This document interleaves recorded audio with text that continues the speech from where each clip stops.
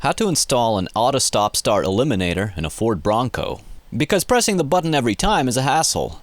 This device is little more than one of those quote-unquote useless machines that resets a button, because God forbid having this button remember its last position from when you turn the car off. From tools and supplies, we'll need a ratcheting wrench, T30 Torx bit, painter's tape, trim pry bar, and a 7mm wrench.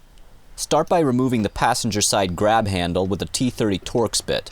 Then tape off the dash here to prevent damage or marring, and pry off this bottom trim.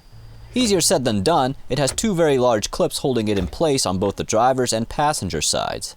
Next, pull on the lower half of the driver's side dash, which will hinge it open. Revealed will be the 7mm bolt securing the HVAC panel.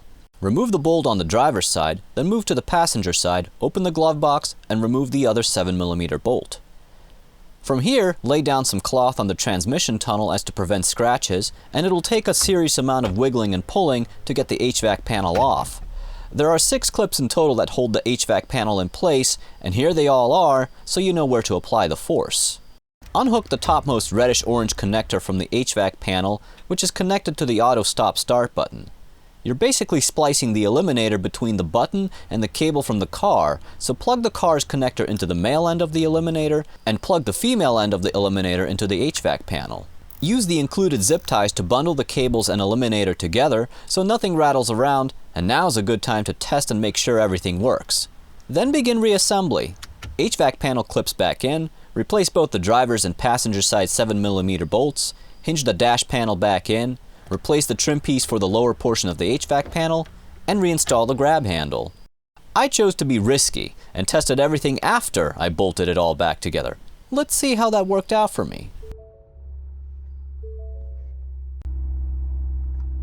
So I press this, the car's running, let's turn it off. Will it remember for next time? Oh, that's beautiful. I like that. And there you have it, your own digital finger. I purchased this one directly from the Autostop Eliminator website, and it's currently listed for around $100. Alternatively, there are some similar options on Amazon which I can't vouch for. I'll leave a link to all of them below. Until next time, thank you for watching.